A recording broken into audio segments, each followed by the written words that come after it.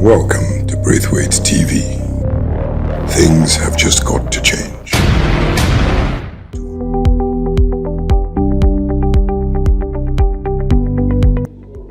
Can we know you, sir, your background? My name is BRAITHWAITE, and I am a co-founder of a company called Kasuku Communications. It's a cloud telephony company, and I would describe myself also as a part-time politician who's just gotten into politics about a year ago, and I'm running for the office of Governor of Lagos State. Okay. Are you related to Dr. Tunji Braithwaite? Yes, the late Dr. Tunji Braithwaite of blessed memory was my uncle. So, sir, why are you contesting for Lagos State Governor? Well, I think like everybody else, this is a real situation that we're in. Lagos State isn't the Lagos State that I grew up in. And as you know, in the news lately, we've been told that there's over 60% youth unemployment. There are over 2 million plus children out of school. The rate at which people are homeless is just growing. There are shanty towns creeping up everywhere. And it's just really a very, very sad state of affairs. So I've come to the conclusion that we cannot keep complaining and expecting somebody else to fix the problem. And I do believe that with my kind of credentials and experience, we should be able to take Lagos to even greater heights. And how's your campaign going? And what is your campaign strategy? Okay, great. So the campaign has just got underway. As you might be aware, INEC just released the final list. With that list now, we're at that point where we are reconfiguring the plans. The strategy really will be looking at getting a target number of committed voters on the ground. The current governor of the state, for example, only managed to get 750,000 votes out of... Given that your party is relatively unknown. Well, given every party starts from somewhere, and really it's about the individual, that who is this individual that's trying to run for office? What do we know about him?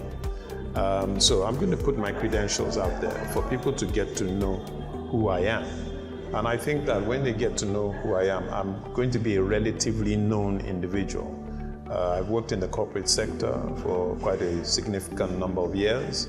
I worked in a known company called MTN as the customer relations executive. So to that extent, I think that I'm bringing these credentials about the capacity that I've had, my track record of delivering things. Yeah, the typical problem on average in Lagos so far are chronic traffic congestion, rising cost of living, breakdown of services, water, and also electricity. How do you intend to curb this? Well, I think that we have to take what I would consider to be basic and fundamentals first. For me, the overarching problem that has to be faced head-on, immediately as a matter of urgency is unemployment. You see, if you look at unemployment, I would define it as exclusion from economic activity. The minute you exclude a large body of people from economic activity, you have a lot of other things that come as a result. The crime rate increases, the level of homelessness increases, mental health issues arise, the whole idea around education, lack of skills, all of these are maladies that come with this issue of unemployment. If you solve for unemployment, you will then be able to tackle all the other things as extensions of that solution. So once the government targets a particular thing and says, look, I want to take care of my people, it will begin to solve all these ancillary problems by focusing on the main issue. Our government will take the issue of unemployment first and foremost, including welfare, with unemployment benefits and whatever. Then when we're pushing that down the road and dealing with that, we will deal with all the other issues. Now, given that Lagos State is described as a mega city, and what innovations will you introduce I mean, to make it, easier for the average Lagosian?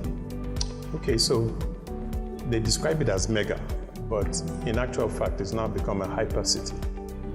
Because mega is when you reach 10 million. Yes. Hyper, we're now over 20 million. So we're at hyper city status, and we are bursting at the seams. So there's a lot of things that needs to be looked at. We need to get rid of the shanty towns.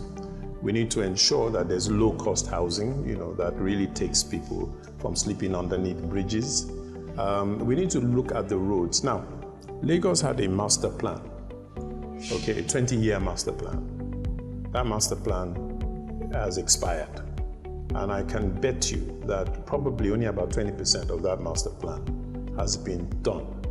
That master plan included things like having rail systems, having different road networks. You had the Atlantic Road, you had the Coastal Road, all of these things, but they're non-existent because the priority has been taken elsewhere. So we've got to look at that plan again and say, what are the things that we can now quickly deal with that will then enhance, because if you put in those extra roads and whatever, you will take out that congestion that is just, struggling with what's the capacity that's available. So you've got to increase that capacity, and then that lets the city move, again. Now, what is your economic policy for job creation, for the youth of Lagos? Fantastic. It really beats me that there's so much that's begging to be done that I would call low-hanging fruits. You've got sports, right? We can take sports as an economic activity, because in different countries around the world, people have become millionaires taking sports as a career. So nothing stops us. We've got such a vibrant youth, and the percentage of our population is leaning more, towards the youth population. So you take from that population, direct some of them into sporting activities, from your football to your basketball to netball to even things like chess, board games, table tennis. All of these are viable things that you can use to create employment and revenues even for the state, okay? You then move from there, you go to entertainment.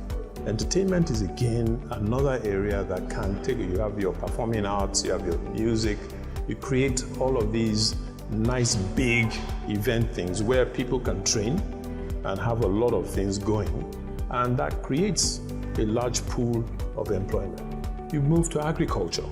In agriculture, you have many aspects of the agricultural value chain, from the growing of the crops and the livestock and all of that, all the way through to the manufacturing and value addition, even to export.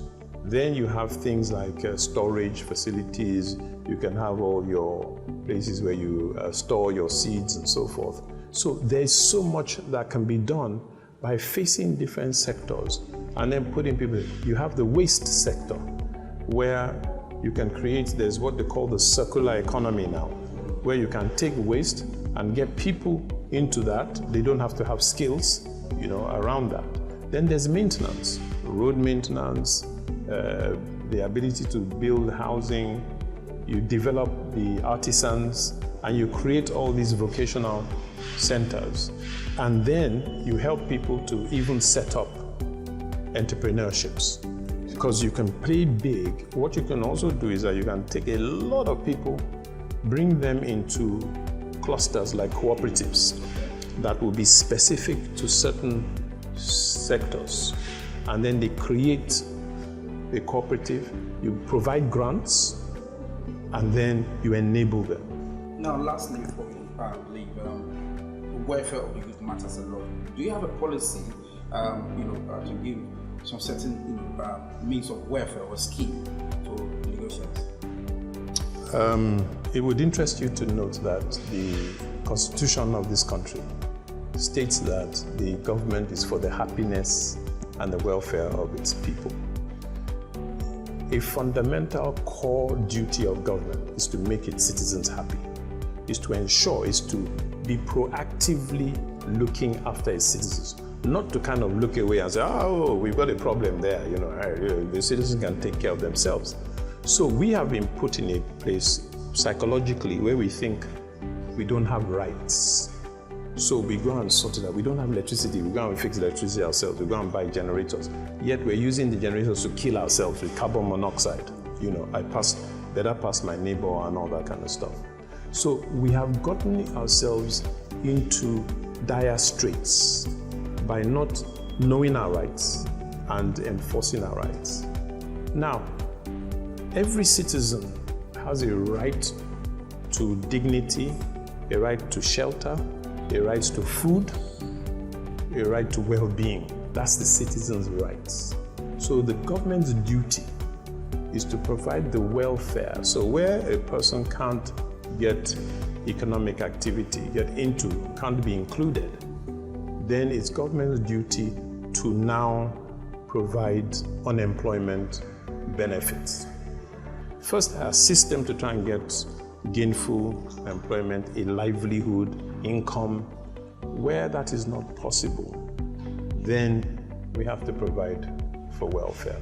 And this would be really the thrust that we're going to take on head on. Thank you very much, sir. That's a wrap.